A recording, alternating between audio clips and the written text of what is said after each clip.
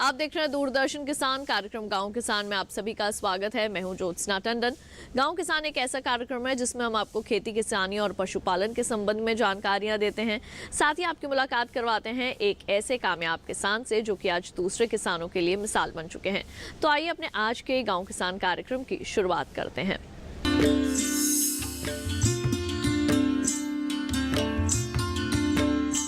आइए कार्यक्रम की शुरुआत करते हैं हमारे पहले सेगमेंट खेती किसानी से। राजस्थान, इसका नाम आते ही हमारे जहन में आता है रेतीले पहाड़। लेकिन आपको बता दें कि राजस्थान में मौसम के अनुसार खेती करना बेहद मुश्किल है। साथ ही पानी की कमी होने के कारण वहाँ खेती एकदम नामुमकिन सी हो जाती है। लेकिन फिर भी वहाँ के किसानों ने उम्मीद नहीं छोड़ी और वहाँ से कई सफल किसान आगे निकल कर आए। इसी के संबंध में दूरदर्शन किसान ने बातचीत की जोबनेर विश्वविद्यालय के कुलपति से। आइए दिखाते हैं उस बातचीत के कुछ अंश। क्षेत्रफल की दृष्टि से राजस्थान सबसे बड़ा राज्य है, जिसमें बहुत सारी विविधताएं शामिल है। इन विविधताओं में कई विषमताएं भी है, जो कृषि कार्यों को बेहद कठिन बनाती है। इसके बाद भी राजस्थान में किसान सफल खेती की मिसाल कायम कर रहे हैं, जिसकी सबसे बड़ी बानगी पूसा किसान मेले में राजस्थान के किसानों को सम्मानित करना है। किसानों की इन सफलताओं के पीछे जितनी उनकी मेहनत छुपी है, उतनी ही कृषि विश्वविद्यालयों की भूमिका शामिल है। हर कठिन डगर को कृषि विशेषज्ञ सहज बनाने में लगे हुए हैं। राजस्थान में खेती के बदलते तरीकों पर कृषि विश्वविद्यालय किस तरह से अपना रोल अदा कर रहे हैं और किसानों को सबल बनाने में लगे हुए हैं, इस बारे में श्री कर्ण नरेंद्र कृषि विश्वविद्यालय के कुलपति से बात की हमारे संवाददाता अतनु टिकैत ने। सर, मैं ये जानना चाहूँगा कि राजस्थान जिसे मरुस्थल के नाम से हम जानते हैं, और यहाँ विषम परिस्थितियाँ होती हैं मौसम की, जो कृषि के लिए किसी भी रूप में साथ देने वाली नहीं होती है। ऐसे मौसम में, ऐसे जहाँ गर्मी परेशान करती है, जहाँ पानी की बहुत ही कमी है, ऐसे राजस्थान में दिन पर दिन हर साल अगर देखा जाए तो बहुत ही बड़ी संख्या में किसान सफलता के साथ आ रही है। कामयाब किसान के रूप में वहाँ से उभर के लोग आ रहे हैं। तो इस पे आपकी यूनिवर्सिटी की क्या योगदान है, मैं इसको जानना चाहूँगा। बिल्कुल, आपने सही जो है सवाल किया है। यहाँ का सारी जो खेती के विपरीत परिस्थितियों में हमारा किसान अच्छा कैसे कर रहा है। आपको पता है कि जितना भी तकनीकी ज्ञान जो आज हमारे देश का, चाहे गेहूं का उत्पादन बड़ा हो, जहाँ चावल का उत्पादन बड़ा हो, जहाँ बाजरे का बड़ा हो, जहाँ पशुधन में हमारा दुग्ध उत्पादन हो, ये सब में जो नया तकनीक, नया टेक्नोलॉजी यूनिवर्सिटी ने जो बनाई और उसको किसानों को तक पहुँचाया, उसका बहुत बड़ा योगदान है। मैं आपको इसी संबंध में बताऊं कि यहाँ के किसान जो हैं, अभी हमने 5 दिन का कृषि मेला किया था, उसमें हज़ारों की संख्या में किसान यहाँ पर आए। उनका एक ही मंतव्य था कि विश्वविद्यालय में क्या क्या नया कार्य हो रहा है, जिसको अपनाकर हम अपनी खेती में गुणवत्ता लाएं। तो मैं उसी का ही बात बता रहा हूँ कि हमारे यहाँ के किसान इतने जागरूक हैं, किसी चीज़ को अगर पहली बार वो देख लेते हैं। आपको पता है कि हमारे 2 किसान मैं आपको बताऊँ जिनको पद्मश्री मिला है। सुंडाराम वर्मा यहाँ से 30 किलोमीटर की डिस्टेंस पर है। जो जो वर्षा जल एकत्र है वो कैसे कर सकते हैं, 1 लीटर से कैसे अपना पौधे को उगा सकते हैं, ऐसी तकनीक उगाई है। इसी के साथ आपने जो हमारे जैविक खेती के किसान हैं जगदीश पार्क जी, जिनको भी पद्मश्री मिला है। तो इस तरह से हमारे यहाँ हज़ारों किसान हैं जो इस वातावरण में अच्छी खेती कर रहे हैं। उसके पीछे यूनिवर्सिटी का जो टेक्निकल नॉलेज है, नो हाउ, वो तो है ही है। और इसी के साथ साथ अगर कहीं विषमता है, वो कुछ ना कुछ ऊपर वाले की मेहरबानी रहती है। जहाँ पर शुष्क वातावरण होने के कारण बीमारियां बहुत कम आती हैं, कीड़े बहुत कम आते हैं, उसका एडवांटेज भी हमारे किसान उड़ाते हैं। और उसका बहुत बड़ा एडवांटेज होता है कि आपको पता है कि जितना हमारा एयर पोल्यूशन हो रहा है, जहाँ बढ़ रहे हैं और इंसेक्टिसाइड हम खा रहे हैं, तो इसीलिए किसान जो राजस्थान का किसान जो है आज जैविक खेती के रूप में ज़्यादा जाना जा रहा है। और जैविक खेती में हमारे जो है प्रबंधन करके उसको अच्छा कर रहा है। और जैविक में उन्होंने बहुत हमारे आपको बताएं कि चाहे वो गोभी है, चाहे वो गाजर है, चाहे मूली है, उसमें जितना लंबा साइज उसका हो सकता है, जहाँ बड़ा फूल हो सकता है, उसमें महारत हासिल की है। आपको बताएं कि आप हमारा जो जयपुर ज़िला है, कठपुतली से यहाँ से लेकर आपके दोनों रोड साइड पर हमारे इतने प्रोग्रेसिव किसान हैं, तो उनका जो है खीरा है, लौकी है, दिल्ली में मशहूर बिकता है। तो बहुत अच्छी खेती करते हैं और कम पानी में करते हैं। और पास में ही हम आपको बताएं कि हमारे पास में वो मिनी इज़राइल के रूप में जाना जाता है, यहाँ पर 80 से अधिक पोली हाउसेज हैं और वो सारे वर्षा जल से खेती कर रहे हैं और खीरे का उत्पादन कर रहे हैं बहुत अच्छे ढंग से। प्रोग्रेसिव फार्मर हैं, जितने भी फार्मर हैं सभी को अवार्ड मिला है। किसी को यहाँ पर स्टेट से मिला है, किसी को ICR से मिला है, किसी को IRI से मिला है। अभी पूसे के मेले में 2 किसानों को अवार्ड मिला है। और इसी के साथ में आपको बताएं, पास में ही आप सुरेंद्र अवाना जी एक हमारे फार्मर हैं। इंटीग्रेटेड फार्मिंग मॉडल अगर सबसे बेस्ट अगर इंडिया में देखना है तो उनके यहाँ देख सकते हैं। उन्होंने घीर काऊ का हड़ रख रखा है, हॉर्टिकल्चर वो करते हैं, फिश पालन वो करते हैं, वर्षा जल से पूरा करते हैं सिंचित अपने खेत को। इस तरह से किसान यहाँ से प्रॉपर हमारे से जुड़ा हुआ है और हमारे जो वैज्ञानिक हैं बराबर उनको जो तकनीकी ज्ञान और नई वैरायटीज़, नई टेक्नोलॉजी उनको दे रहे हैं, जिससे वो किसानों में एक नया उत्साह जागा है। और डेयरी में आपको बताएं, डेयरी में हमारे बहुत सारे किसान वो आगे बढ़ रहे हैं और बहुत सारे नोन हैं। और आपको बताएं मशरूम में आपने कल सीकर में देखा होगा तो किंग मशरूम का पहला अवार्ड जो है वो भी राजस्थान के फार्मर को मिला है, मोटाराम शर्मा जी, जिससे आप मिले होंगे।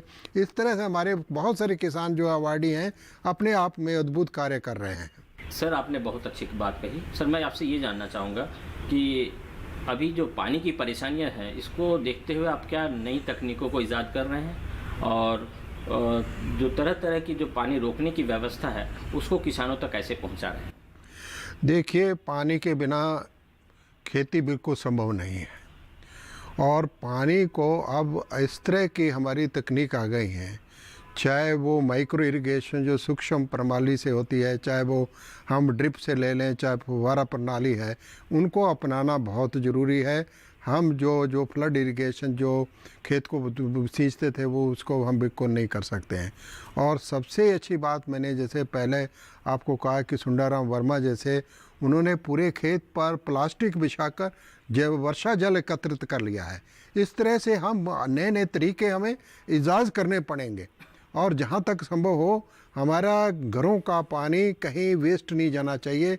उसको रीयूज़ कैसे कर सकते हैं, घर का वेस्ट कैसे है उसको हम रीयूज़ कर सकते हैं और इस तरह से जो पानी एकत्र होता है उसको कम से कम हम अच्छे तरीके से संचय कर पाएँ और उसको पानी का सही उपयोग कर पाएँ। और चाहे वो हमारा पशुधन हो, चाहे हमारे हॉर्टिकल्चर हो, चाहे वेजिटेबल हो, जहाँ कोई और हम जैसे मशरूम है, जहाँ हनी बी करना है, ये सब चीज़ें जो है इनको हम पूरे धंधों को आपस में जोड़कर, क्योंकि उसके लिए आपको फ्लोरिकल्चर करना पड़ेगा, फूलों की खेती करनी पड़ेगी ताकि जो है मधुमक्खी भी उसके लिए भी पानी की उस तरह से पूर्णता हो सकती है। और वर्षा जल का और पानी का खेती में बहुत बड़ा महत्व है, ये सभी लोग जानते हैं। सर मैं आपसे ये जानना चाहूँगा कि अभी जैसे कि राजस्थान में देखा जा रहा है कि सारे किसान जागरूक हैं, वो नए नए टेक्निक को लेना चाहते हैं, नई ये को जानना चाहते हैं। उसके लिए सर आपका फ्यूचर प्लान क्या है? उनको अच्छी टेक्नोलॉजी और वो दिन पर दिन नए रास्ते मैंने अपनाएं, उसके लिए आप लोगों की क्या एक ब्लूप्रिंट है? देखिए, ऐसा है, ब्लूप्रिंट बिल्कुल तैयार है। जो हम स्किल डेवलपमेंट हमारे यहाँ इंक्यूबेटर सेंटर है, फार्मर्स को जो यंग बॉयज़ हैं जो पढ़े लिखे हैं, हमारी बच्चियाँ जो पढ़ी लिखी हैं, उनकी बराबर हम यहाँ पर ट्रेनिंग कर रहे हैं, उनको ट्रेन कर रहे हैं कैसे गवर्नमेंट की जो स्कीम्स हैं उनका आप कैसे प्रोजेक्ट बनाएंगे, उसके लिए आप अप्लाई करेंगे। कोई नया स्टार्टअप आपने शुरू करना है, जहाँ आपने कोई गांव में, विलेज में कोई नया धंधा आप शुरू करना चाह रहे हैं, उस तरह से हम हर तरह का जहाँ पर ट्रेनिंग वोकेशनल कोर्सेज शुरू करने जा रहे हैं, जो इवनिंग में हमारे बच्चों को प्रैक्टिकल ट्रेनिंग दें, जिससे वो कोई ना कोई काम कर सके। जैसे भी कोई भी हमारा छोटे छोटे काम है, जैसे लॉन मेंटेनेंस है, अपना लॉन का हॉर्टिकल्चर का मैनेज है, प्रूनिंग करनी है, जो उसको सर्विस पर हम क्यों नहीं कर सकते हैं। आप कृषि यंत्रों का आप दे लीजिए, बहुत सारे कृषि यंत्र आप धीरे धीरे से सोफिस्टिकेटेड आ रहे हैं, उनका रिपेयर का, उनको मेंटेनेंस का सर्विस अगर प्रोवाइड कर सकेंगे, हमारे यूथ कम से कम एक नया जॉब उनको मिल पाएगा। और इसी तरह से बाकी जो है उनको मार्केटिंग में कैसे मार्केटिंग करनी है, उसमें ट्रेन करना है। बाकी जो स्किल ओरिएंटेशन जितने भी तरह के वो कोर्सेज हम विश्वविद्यालय में चला रहे हैं, ताकि उनको जो है हम लाइव डेमोन्स्ट्रेशन भी दिखा पाएँ और उनको ट्रेनिंग भी दे सकें, और कहाँ से उनको अपने प्रोजेक्ट के लिए पैसा मिलेगा वहाँ तक हम ट्रेन करते हैं उनको। सर, डीडी किसान में आपने इतना समय दिया, आपने पूरी जानकारी दी, इसके लिए आपको बहुत बहुत धन्यवाद। परिस्थितियाँ जितनी कठिन होती है, किसान उतना ही मजबूत हो जाता है, जिसका सबसे बड़ा उदाहरण है राजस्थान के किसान। यहाँ के किसान पूरे देश के लिए मिसाल से कम नहीं, जो इन समस्याओं के बाद भी सफलता की नई नई कहानियाँ गढ़ रहे हैं। इसी के साथ कार्यक्रम गांव किसान में वक्त हो चला है एक छोटे से ब्रेक का। जल्द लौटेंगे वापस, कहीं मत जाइए, देखते रहिए दूरदर्शन किसान।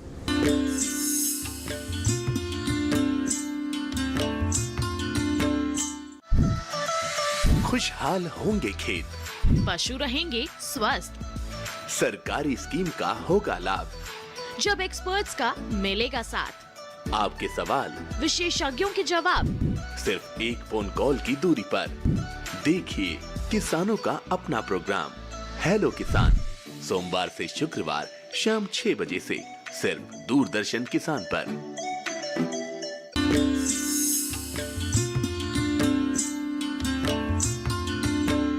ब्रेक के बाद एक बार फिर आप सभी का स्वागत है कार्यक्रम गांव किसान में। आइए कार्यक्रम में बढ़ते हैं आगे और अब देखते हैं सेगमेंट हमारा पशुधन। किसान भाइयों बहनों, मौसम में बदलाव के कारण हमें अपने दुधारू पशुओं का रखरखाव करना चाहिए, क्योंकि पशु ही हमारा असली धन है।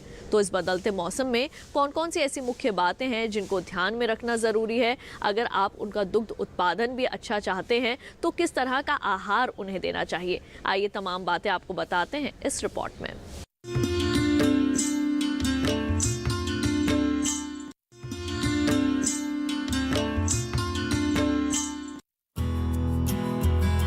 गर्मियां दस्तक दे रही है, तापमान धीरे धीरे बढ़ने लगा है, जो पशुओं के स्वास्थ्य पर बुरा असर डाल सकता है। ये हालात और भी खराब हो जाते हैं जब बात राजस्थान की होती है। इस मौसम में यहाँ कृषि के साथ साथ पशुपालन पर भी खास ध्यान देने की जरूरत होती है, क्योंकि थोड़ी सी लापरवाही से नुकसान की आशंकाएं बढ़ जाती है। इसीलिए पशुपालकों और किसानों को किन बातों का खास ख्याल रखना चाहिए, इस बारे में जानकारी दे रहे हैं पशु विशेषज्ञ डॉक्टर महेश दत्त। दुधारू पशुओं के लिए खासकर गर्मी के दिनों में जो रखरखाव है उस पर हमें बहुत ध्यान देना चाहिए, जिसके लिए सबसे महत्वपूर्ण बात यह है कि इन दुधारू पशुओं के खासकर गर्मी के दिनों में दुग्ध उत्पादन को बनाए रखने के लिए जो पशुशाला है उसकी साफ़ सफाई अच्छे से करें। साथ ही जो वेंटिलेशन है, यानी कि जो शेड के अंदर का जो वायु का आवागमन है उसको बहुत ही अच्छे तरीके से रखना चाहिए, जिसके लिए अगर मान लीजिए कोई पर्दे हैं या मान लीजिए कोई आपने कोई बोरा या उसके ऊपर टाट लगाया हुआ है तो उसको हटा दें, क्योंकि वायु का आवागमन कई बार अगर कम है तो गाय या भैंस जो है उसमें गर्मी महसूस करेंगे। खासकर गर्मी के दिनों में अगर मान लीजिए बहुत गर्मी है तो दिन में हम उसको फोगड़ लगा सकते हैं, उनको चला सकते हैं। छत के ऊपर अगर मान लीजिए चादरें हैं, टीन की चादरें हैं, उनमें उनके ऊपर स्प्रे कर सकते हैं, स्प्रिंकल कर सकते हैं पानी को। तथा रात में जो खुले बाड़े हैं उन बाड़ों के अंदर पशुओं को रखा जाए, जिससे जो छत की गर्मी है वो पशुओं को प्रभावित न कर सके। और खुले बाड़े में कच्चा रहना चाहिए, जो फर्श है वो कच्चा रहे, जिससे पशु अधिक आराम महसूस कर सके। साथ ही उनका जो दुग्ध उत्पादन क्षमता है उस पर भी प्रतिकूल प्रभाव न पड़े। इसके अलावा गर्मी के दिनों में पानी की उपलब्धता बनाए रखें, जिससे पशु के शरीर में पानी की मात्रा बनी रहे और वो बीमारी के शिकार ना हो पाए। और किन बातों का ध्यान रखें, आइए जानते हैं। गर्मी के दिनों में और खासकर बात यह है कि जो उनका खान पान है उस पर ध्यान देना चाहिए। जैसे जो सूखी कुटी है यानी सूखा जो रफेज है भरपूर मात्रा में मिले। साथ ही दूध के अनुसार जो कंसनट्रेट मिक्सचर है यानी जो दाना है वो भी दूध के अनुसार ही मिले। साथ ही जो शरीर की रखरखाव के लिए दाना है उसका 1 से 1.5 किलो अलग से ज़रूर दिया जाए। तथा दिन के समय यदि संकर गायें हैं तो उनको नहलाना बहुत ज़रूरी है। पानी का प्रबंध खासकर रखना चाहिए। अगर देसी गायें हैं तो उनके लिए छायादार पेड़ लगाएं। संकर गायों के लिए भी छायादार पेड़ों की ज़रूरत है। और दिन के समय तेज़ धूप में पशुओं को बाहर न निकालें, जिससे उनके दूध उत्पादन क्षमता पर प्रभाव पड़ता है। ऐसे में यदि मान लीजिए राजस्थान की बात करें तो गायों के लिए हमें दिन के समय तेज़ धूप से बचाएं, उनको शेड के अंदर रखें या पेड़ के नीचे रखें। तथा रात में जो बाहर में खुले बाड़े हैं उनके अंदर पशुओं को रखें, जिससे रात्रि में पशु जुगाली ज़्यादा करेगा। उसका जो खाना है यानी जो उसका जो चारा है उसमें पाचन शक्ति यानी मेटाबॉलिक रेट बढ़ेगा। इन तमाम बातों का ध्यान रखकर पशुपालक न सिर्फ पशुओं के बेहतर स्वास्थ्य को बनाए रख सकेंगे बल्कि उनसे बेहतर दूध उत्पादन भी लेते रहेंगे।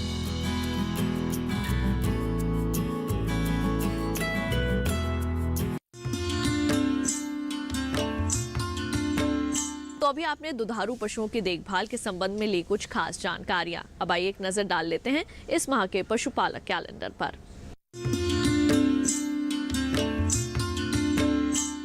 मार्च माह का पशुपालक कैलेंडर 2021। मार्च में ध्यान देने वाली बातें। आने वाले समय में पशुओं में गर्भ संबंधी एवं अन्य रोगों की समस्या होने पर तुरंत चिकित्सीय परामर्श लेना चाहिए। यदि दूध उत्पादन में कमी हो रही हो तो पशुओं के पोषण पर विशेष ध्यान देना चाहिए। साथ ही पशु चिकित्सक के परामर्श अनुसार आवश्यक जांच यथा दूध, पेशाब, खून जांच इत्यादि करवाना चाहिए। पशुओं को उनकी शारीरिक अवस्था एवं आवश्यकता के अनुसार उचित मात्रा में खनिज मिश्रण 30 से 50 ग्राम प्रतिदिन देना चाहिए। इस माह में पशुओं को खुरपका, मुंहपका, FMD, एंथ्रेक्स, रेबीज एवं अन्य रोगों के विरुद्ध टीकाकरण अगर नहीं हुआ है तो टीकाकरण अवश्य कराएं।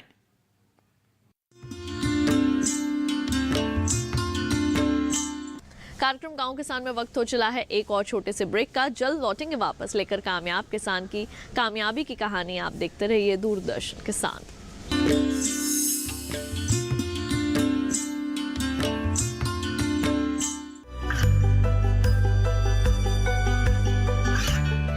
गांवों और पिछड़े क्षेत्रों में सरकारी योजनाओं की जानकारी पहुंचा। देश में कौशल और क्षमता विकास कर ग्रामीणों को सामाजिक बदलाव और विकास से जोड़ने की दूरदर्शन किसान की पहल चौपाल चर्चा देखें सोमवार से शुक्रवार सुबह 9 बजे।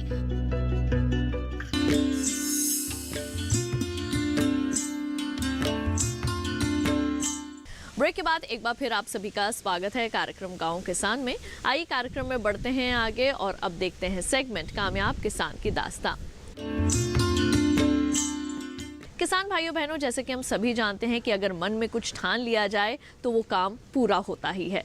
आज आपकी मुलाकात करवाते हैं एक ऐसे कामयाब किसान से जो कि राजस्थान के हैं। इनका नाम है मदन लाल। ये वहाँ पर पानी की कमी होने के कारण भी आसानी से कर पा रहे हैं प्राकृतिक खेती।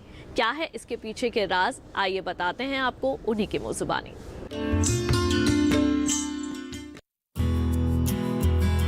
राजस्थान में विषम परिस्थितियों के बीच खेती करना सीधे प्रकृति से मुकाबला करने जैसा है।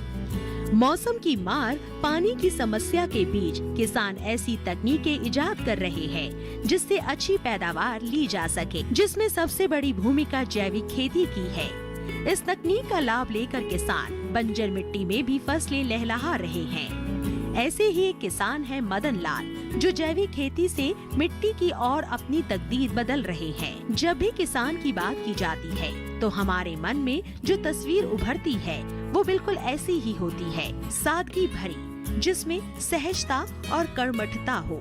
मिट्टी को सूंघकर उसके स्वास्थ्य का पता लगा रहे ये है किसान मदन लाल जाट, जो सीकर राजस्थान में अपने 5 एकड़ के खेत में जैविक फसलें उगा रहे हैं। वो बताते हैं कि पहले वो रासायनिक खेती ही किया करते थे, जिसमें लागत ज्यादा और मुनाफा बेहद कम था। इसी वजह से उनके परिवार की आर्थिक स्थिति भी ठीक नहीं रहती थी। लेकिन इस समस्या का समाधान तब मिला जब उन्होंने कृषि मेले में जैविक खेती को समझा। यहाँ उन्होंने सुभाष पालेकर से जैविक खेती का प्रशिक्षण लिया। वो इस प्रशिक्षण से इतने प्रभावित हुए कि घर आकर खेत में लगी मूंगफली और बाजरे की फसलें अलग करके गेहूं की फसल लगाई, वो भी जैविक तरीके से। बस यहीं से मदन लाल ने अपनी खेती में सुधार शुरू कर दिए। हाँ, 2015 से हम बजाज ट्रस्ट से जुड़ गए थे। 15 में इन्होंने अपना सब्जी का भी बताया कि इस बार से लटान से सब्जी उगाओ, पानी का हौद बनवाया, गोबर गैस भी बनवाया इन लोगों ने, गायों की भैंसों का ठांड भी बनवाया और बहुत कुछ मदद किया। फिर अक्टूबर 16 में इन्होंने खेती के बारे में समझाया हमें। तो खाटू श्याम जी में गए हम, वहाँ सुभाष पालेकर जी ने 5 दिन का प्रशिक्षण दिया। मैं ददचित होकर मतलब उनका प्रशिक्षण ही सुनता रहा। आते ही उसी महीने में मूंगफली बाजरा था, वो निकाल के गेहूँ की बुआई की, प्याज लगाए, सरसों बाई, मेथी बाई, चना, ये हमारी फसल होती है। तो पहले साल तो थोड़ा कम हुआ क्योंकि वो उतना पूरा मेरे पास गाय भी नहीं था, चना भी उस टाइम नहीं था, वो कुछ पैसा भी नहीं था। दूसरी साल ज़बरदस्त फसल, बरसात के टाइम में पूरी फसल होती है। अनुभव इसका ऐसा किया कि अब की बार बाजरी पूरी निकल गई आड़ोसी पड़ोसी की, मेरी बाजरी पूरी खड़ी और 20 गाय भैंस है जिसको सब वो चारा पूरी टाइम का मिल गया इनको। बाजरी भी बहुत हुआ, गेहूँ भी हो रहा है और ज़मीन में भी सुधार हो रहा है। और फिर उन्होंने 17 में एक मेला लगवाया पुलिस ग्राउंड में सीकर में। तो वहाँ से हमको संपर्क में 1-2 ग्राहक मिले। वो अपने विश्वास के ऊपर उन्होंने अपने आप लेना थोड़ा शुरू किया। अब 2 साल से ये फसल भी सर्दी वाली भी बढ़िया हो रही है और बरसात की फसल में तो इस खेती में कोई दिक्कत ही नहीं आती है। इससे पहले 15 से पहले मैंने कभी 1 लाख रुपया दोनों फसलों का गिन के नहीं बचाया। अब दोनों फसलों के 2-3 लाख रुपए की फसल बेच देता हूँ, ये समझो। पहले इतना जुगाड़ नहीं था। मतलब मदन लाल ने जैविक खेती के लिए पशुपालन भी किया है, जिससे जैविक खाद और कीटनाशक की उपलब्धता बनी रहे। वो गाय के गोबर से बीजामृत, जीवामृत और खाद का इस्तेमाल करते हैं, जिससे मिट्टी की सेहत भी सुधर रही है और मदन लाल के आर्थिक हालात भी। बीज का पहले बीजामृत करते हैं। बीजामृत में क्या है, गाय का गोबर, देसी गाय का 5 किलो, जैसे बीज के आधार से होता है। 100 किलो बीज में 5 किलो गोबर, 5 किलो गौमूत्र और थोड़ा सा चूना 50 ग्राम में डालो। उसको 12 घंटे भेके अनाज में मथ के उसको छाँव में सुखा लो और बीज दो। उसके बाद में पहले गंजीवामृत बना के डालते हैं। यही गोबर को गंजीवामृत बना लेते हैं, थोड़ा बुरका देते हैं, ज़्यादा नहीं डालने का पड़ता है। उसके बाद में जीवामृत ही चलाते हैं। जीवामृत में क्या है, 200 लीटर पानी में 10 किलो गोबर, 10 लीटर गौमूत्र और 2 किलो गुड़, 2 किलो बेसन और थोड़ी सी 1 मुट्ठी जीवामृत की जीवाणु मिट्टी। और उनको 3 दिन, गर्मी में तो ये 3 दिन में तैयार हो जाता है और सर्दी में 7 दिन लगते हैं। इनकी रख रखाव की यही है कि धूप और बरसात से बचाना और वो मच्छरदानी से छान के अपनी वेंचुरी बना रखी है, इसमें डाल देता हूँ और फुहारा से चलता रहता है ये हर फसल में। मदन लाल जैविक खेती से पहले की तुलना में काफी लाभ कमा रहे हैं। उनका कहना है कि जैविक खेती लागत को कम और मुनाफे में इजाफा करती है, जिससे आर्थिक समृद्धि होना लाजमी है।